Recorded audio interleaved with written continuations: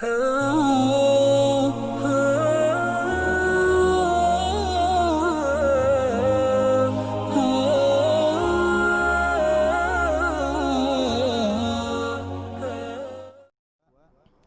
Nabi Ibrahim dan Nabi Ismail dalam membangun Ka'bah. Ya, bagaimana kisahnya dan bagaimana awal penerimaan wahyunya. Baik. Kisah Nabi Ibrahim dan juga Nabi Ismail ini secara khusus sudah banyak sekali kita jumpai dalam Al-Quran. Salah satunya adalah yang berkaitan dengan pembangunan Ka'bah ini adalah terdapat dalam suratul Baqarah, ya, pada akhir juz pertama. Di situ diceritakan bagaimana Nabi Ibrahim mendapatkan wahyu dari Allah Subhanahu wa taala, ya. Kemudian ada beberapa tempat lagi yang serupa juga, yang lebih dibawa ke belakang sejarah, di mana saat Nabi Ibrahim meninggalkan istrinya Siti Hajar dan anaknya yang masih bayi Nabi Ismail di lembah di Mekah. Saat itu belum ada kota, masih disebut wad, ya, wadi itu adalah lembah. Itu terdapat dalam surat Ibrahim, ya. Jadi ceritanya ada di beberapa surat yang bisa kita petik intisarinya. Jadi secara singkat sebetulnya adalah saat itu ketika Nabi Ibrahim dikaruniai anak, ya, setelah lama tidak mendapatkan anak, Nabi Ibrahim diberikan wahyu oleh Allah Subhanahu wa taala untuk pergi ke kota Mekah. Saat itu belum kota, masih menjadi lembah, dan untuk meninggalkan anak dan juga istrinya di sana. Ya, jadi saat itu dibawalah, kita bisa bayangkan, di tengah gurun pasir yang tidak ada air, hanya ditemani dengan sebuah bejana air dan sekarung atau sekantong kurma. Kemudian ditinggalkan di bawah pohon. Dan ketika ditanya oleh Siti Hajar, kenapa kami ditinggalkan di sini? Nabi Ibrahim tidak menjawab. Ya. Kemudian ditanya lagi, apakah ini perintah Allah? Kemudian baru dijawab, betul, ini adalah perintah Allah. Ya, singkat cerita yang kita sudah sama-sama tahu tentang sumur Zam-Zam, tentang bagaimana perjuangan Siti Hajar untuk mencari air bagi Nabi Ismail yang sudah kehausan. Ya, setelah muncul sumur Zam-Zam, datanglah kabilah dari Bani Jurhum, ya, yang saat itu melihat ternyata ada air di sini, dan akhirnya mereka meminta izin kepada Siti Hajar untuk tinggal di sekitar mata air Zam-Zam itu. Ya, singkat cerita diizinkan dan berkembanglah daerah itu. Ya, kemudian Siti Hajar meninggal dunia, dan setelah itu Nabi Ismail menikah. Kemudian setelah menikah dengan salah seorang anak dari kabilah di Bani Jurhum ini, datanglah suatu saat ayahandanya yaitu Nabi Ibrahim untuk menjumpai beliau. Ya, saat itu beliau tidak ada. Dia masuk ke dalam rumah, assalamualaikum, mengetuk, diizinkan masuk oleh istrinya Nabi Ismail. Kemudian ditanya, kemanakah Ismail? Dijawab, sedang mencari rezeki bagi kami. Ditanya lagi, bagaimana kehidupan kalian? Kemudian istrinya mengeluh. Dia mengeluh, kehidupan kami buruk, kurang. Pokoknya kata-kata yang tidak mengenakan hati. Baik, kata Nabi Ibrahim. Kemudian Nabi Ibrahim pamit dan titip pesan kepada istrinya itu untuk menyampaikan kepada suaminya, yang intinya adalah, tolong sampaikan kepada Ismail, pegangan rumahnya ini sudah rusak, harus diganti. Ya. Setelah itu datanglah Nabi Ismail pulang. Tadi ada yang datang? Tidak ada. Seorang lelaki tua diceritakan, dia tanya ini, tanya itu, saya jelaskan.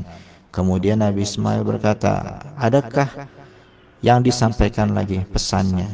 Dia pesan, katanya, istrinya menjawab, agar pegangan pintu rumahnya ini diganti. Kemudian Nabi Ismail menjelaskan, itu adalah bapak saya. dia meminta saya untuk menceraikan kamu, maka pulanglah kamu ke rumah orang tua kamu. Setelah itu Nabi Ismail menikah lagi dengan perempuan lain dari Bani Jurhum juga, dan hal yang sama berlaku. Nabi Ibrahim datang mengunjungi Nabi Ismail. Kemudian dia bertanya pertanyaan yang sama lagi. Bagaimanakah kehidupan kalian? Alhamdulillah, jawab istrinya, baik kehidupan kita. Kami bisa makan dengan daging. Oh begitu. Minum apa? Minum dengan air. Kemudian Nabi Ibrahim mendoakan, berkatilah mereka dengan daging dan air. Kemudian pamit, meminta izin untuk pergi. Dan sebelum pergi menitipkan salam, tolong sampaikan kepada Ismail, pegangan pintunya sekarang sudah kuat, tolong dijaga. Kemudian pergi. Pulanglah Nabi Ismail dan juga bertanya kepada istrinya, ada yang datang tadi? Dijawab, ada seorang lelaki tua yang sangat baik dan sangat sopan, jawabnya. Dia bertanya tentang kehidupan kita. Saya jawab, alhamdulillah semua cukup. Kemudian setelah itu, apa pesannya? Kata Nabi Ismail. Kemudian istrinya menjawab, pesannya adalah pegangan pintu rumahnya sudah kokoh sekarang, harus dipertahankan. Dijelaskan kemudian Nabi Ismail, itu adalah ayah saya dan dia berpesan agar mempertahankan kamu sebagai istri. Ya, itu bagian dari kisahnya. Kemudian beberapa tahun selepas itu, ketika Nabi Ismail sedang duduk untuk merajut panahnya, ya, mengasah panahnya, datanglah Nabi Ibrahim yang mendapatkan wahyu untuk membina kembali Ka'bah. Ya, jadi ini ada pada akhir juz 1 diceritakan bagaimana wahyu itu turun, ya, agar menjadikan Ka'bah itu sebagai tempat berkumpulnya kaum muslimin, di mana bertawaf di situ, didirikan sholat di situ, dan juga ruku di situ. Ya, artinya ibadah haji akan dilakukan di situ. Wa adzin fin nasi bil hajji ya'tuka rijalan wa ala kulli dhamirin ya'tina min kulli fajjin amik. Dan umumkan kepada manusia bil hajj, ya, agar mereka berkumpul di suatu event yang namanya haji. Ya, kamu akan lihat mereka akan ya'tuka rijalan wa ala kulli dhamir. Mereka akan datang dari segala tempat dengan berjalan kaki, dan ada juga yang dengan naik unta-unta. Ya. Nah, ini sebetulnya perintah yang Allah Subhanahu wa Ta'ala tetapkan. Jadi sebetulnya bercerita mengenai Ka'bah, Ka'bah ini sendiri sebetulnya sudah ada sejak zaman sebelum Nabi Ibrahim. Bahkan konon disebutkan dalam riwayat-riwayat Israiliyat sudah wujud pada zaman Nabi Adam alaihissalam. Kemudian terkena banjir semasa zaman Nabi Nuh, dan oleh karena itu Nabi Ibrahim diutus kembali ke kota Mekah untuk membina yang namanya Ka'bah itu. Ya, sebetulnya bangunannya itu bukan yang kita sembah, itu bukan bangunan yang berbentuk kotak seperti yang kita jumpai sekarang. Sebetulnya Ka'bah itu adalah bibakkah. Bakkah itu adalah tapaknya. Ya, jadi sebenarnya yang kita kelilingi itu bukan bangunan itunya, tapi tapaknya yang berbentuk seperti oval. Nah, itulah sebetulnya yang namanya bibakkatil mubarakah. Ya, tapak itulah yang kita kelilingi, yang disebutkan juga di atas di Baitul Ma'mur ada juga 70.000 malaikat yang tawaf juga di tapak yang sama dari yang terhubung dari bumi ke langit. Ya, singkat cerita seperti itu. Jadi saat itu bangunannya sudah roboh, kemudian diberikan wahyu untuk membina kembali. Akhirnya diceritakan dibinalah bersama-sama dengan membawa batu, disusun satu demi satu, sampai akhirnya ketika fondasinya sudah kuat, ketika akan naik, Nabi Ismail memberikan tatakan, ya, sebagai alas agar Nabi Ibrahim bisa menaik untuk meletakkan batu. Ya. Jadi sebetulnya yang membawa batunya Nabi Ismail, dan yang meletakkan itu adalah Nabi Ibrahim.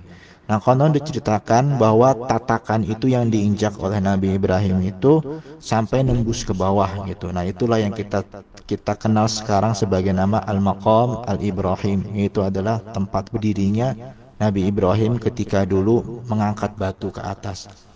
Dalam cerita-cerita Israiliyat disebutkan bahwa tatakan itu sebetulnya tidak berada pada tanah ya, tetapi ketika tatakan itu diinjak oleh Nabi Ibrahim, yang mukjizat itu sampai kakinya jelembes masuk ke dalam batu itu, disebutkan karena batu itu sendiri terbang dan mengangkat. Karena kita tahu kan bahwa Ka'bah itu tinggi dan tidak mungkin satu tatakan batu mampu untuk menyelesaikan semuanya. Jadi disebutkan bahwa ada yang menyebutkan dalam riwayat Israiliyat bahwa ketika itu batunya yang terbang ke atas sehingga membantu Nabi Ibrahim untuk meletakkan batu-batunya pada posisinya.